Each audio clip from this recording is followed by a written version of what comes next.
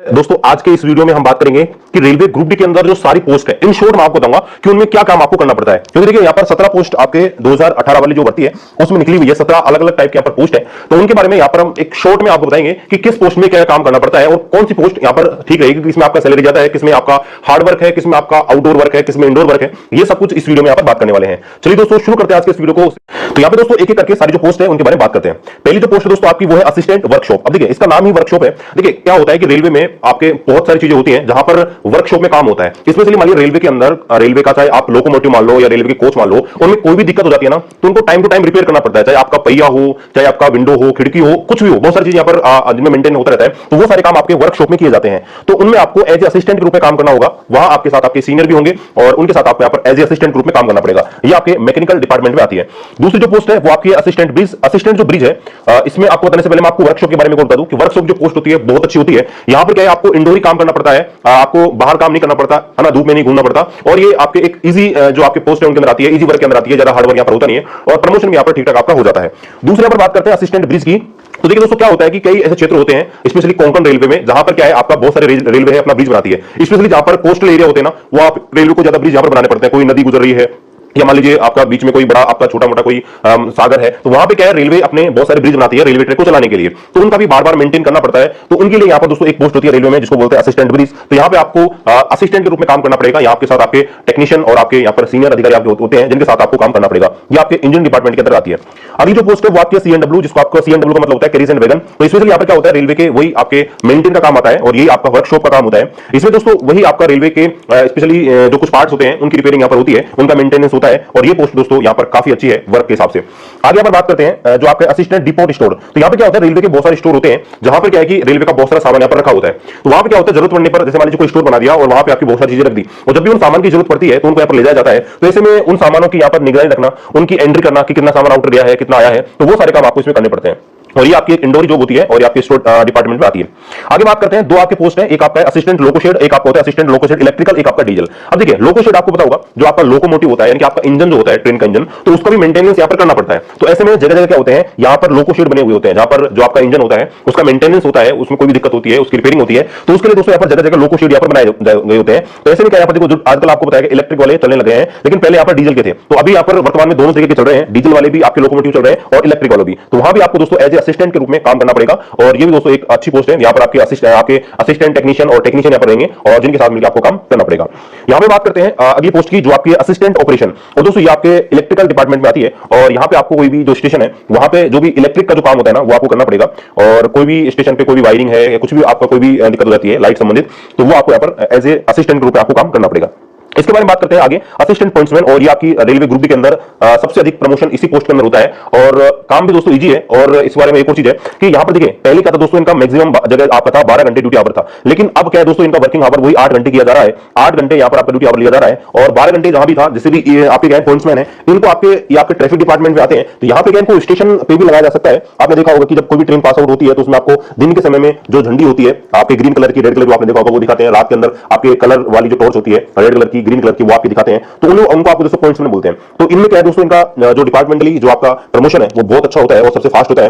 और दूसरा यहाँ पर देखो काम भी बहुत अच्छा है। तो ये जो पोस्ट है रेलवे ग्रुप डी के अंदर सबसे बेस्ट पोस्ट में से एक है।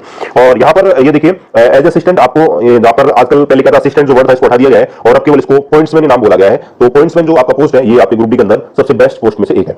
आगे हम बात करते हैं अगली जो पोस्ट है वो आपके असिस्टेंट सिग्नल एंड टेलीकम्युनिकेशन। देखिए ये आपके सिग्नल आपने देखे होंगे रेलवे के अंदर, तो सिग्नल में बहुत दिक्कत होती है, सिग्नल फेलियर हो जाते हैं। और यहाँ पर आपने देखा होगा कि जो सिग्नल जो होते हैं वहां पर क्या होते हैं कई दिक्कत हो जाती है। जैसे रेलवे का ट्रैक का मेंटेनेंस करना होता है, वहां भी रेलवे में बहुत सारी चीजें होती हैं जो आपको करनी पड़ती हैं। इसलिए मान के चलिएगा तो रेलवे में जो सिग्नल वाले होते हैं उनका जो वर्कलोड है बहुत कम है। और एक बात है कि इन्हें क्या है कि एक तरीके से 24 घंटे की ड्यूटी होती है। 24 घंटे का मतलब है कि मान लो नाइट में भी आपको अगर इमरजेंसी हो गई, सिग्नल में फेलियर हो गया, कुछ भी गलत हो गया, तो वहां पर आपको बुलाया जा सकता है। तो ये चीज ध्यान रखनी है। बाकी दोस्तों ये जो डिपार्टमेंट है इनमें ज्यादा वर्कलोड नहीं है। ये भी एक बहुत अच्छी पोस्ट है आपके जो सिग्नल एंड टेलीकम्युनिकेशन की। बस दिक्कत ये है कि आपको नाइट में बुलाया जा सकता है, कभी बुलाया जा सकता है, वो डिपेंड करता है कि देखो सिचुएशन कैसी है। बाकी आपकी तो अगर आप डेली रेगुलर मेंटेन करते हो तो इसमें कोई दिक्कत नहीं होती है। ये भी एक बहुत अच्छी पोस्ट है।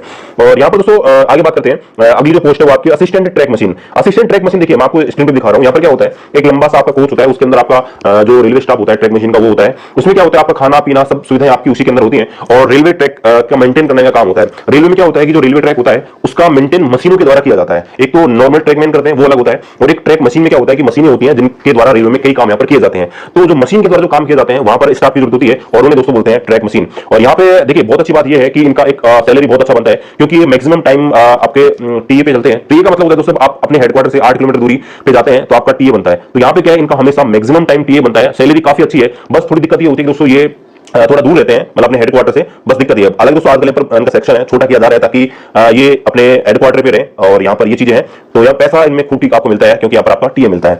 आगे पर बात करते हैं असिस्टेंट टीएल एंड एसी, और यहाँ पर देखिए assistant TL and AC workshop. यहाँ पे क्या देखो, यहाँ पर कई जगह क्या होती है, एसी लगी होती है, और उनको यहाँ पर ठीक करना, मेंटेन करना इनका काम होता है। देखो वर्कशॉप में भी आपका हो सकता है, और ये किसी पर्टिकुलर जगह पे हो सकता है। जैसे मान लीजिए वर्कशॉप में क्या है कि जहाँ पे पूरी ट्रेन है, अगर उसी का मेंटेन करना है, उसके अंदर एसी, अगर आपका एसी कोच है उसके अंदर एसी खराब हो रही है, तो वहां पर उसको मेंटेन करना, ये आपका काम होता है असिस्टेंट टीएल एंड एसी का। ये आपके इलेक्ट्रिकल डिपार्टमेंट में आपकी आती है। आगे बात करते हैं असिस्टेंट टीआरडी, और ये जो पोस्ट है ये भी दोस्तों बहुत शानदार पोस्ट है, क्योंकि यहाँ पर क्या दोस्तों टीए बहुत अच्छा बनता है। तो टीए के हिसाब से दोस्तों ये जो पोस्ट है सबसे अधिक आपके रेलवे में जो ग्रुप डी के अंदर सबसे अधिक सैलरी लेने वाली जो पोस्ट है वो आपके टीआरडी है। इसमें क्या होता है दोस्तों, आपने देखा होगा आजकल इलेक्ट्रिक जो ट्रेन चलने लगी है, तो इलेक्ट्रिक ट्रेन चलती है इलेक्ट्रिक वायर की मदद से। तो उन वायरों में मेंटेन करना, कई बार क्या होता है कि वायर है उनको एक निश्चित हाइट पर रखा जाता है, तो उनकी हाइट का मैनेजमेंट करना कम ज्यादा हो जाती है। वैसे बहुत कम चांसेस है कि वो अपने वायर हैं अपनी जगह से कुछ हिल जाए, लेकिन फिर दोस्तों का मेंटेन करना जरूरी होता है। कई बार किसी भी कारण से कुछ भी दिक्कत हो जाती है, उन सबको देखना। और यहाँ पर पूरा इनकी टीम होती है, ऐसा नहीं कि एक दो काम होते हैं, 10 से 15 लोग यहाँ पर होते हैं, और पूरा इनका एक अलग कोच भी होता है, एक तरीके से पूरा मशीन ही होता है, उसमें बैठे रहते हैं। और आपका जो इलेक्ट्रिक जो वायर होते हैं जिनकी मदद से रेल चलती है, तो उनको यहाँ पर देखते हैं, उनका मेंटेन यहाँ पर करते हैं। और टीए काफी अच्छा बनता है, क्योंकि ये मैक्सिमम टाइम अपने हेडक्वार्टर से बाहर ही रहते हैं, और आने जाने में इनको कोई दिक्कत नहीं होती है। खुद का पर्सनल जो आपका जो इनके पास मशीन होती है उन्हें बैठ के जाते हैं। तो सैलरी के हिसाब से दोस्तों ये अच्छी पोस्ट है, इनकी सैलरी आपके मैक्सिमम टाइम 40,000 प्लस ही होती है।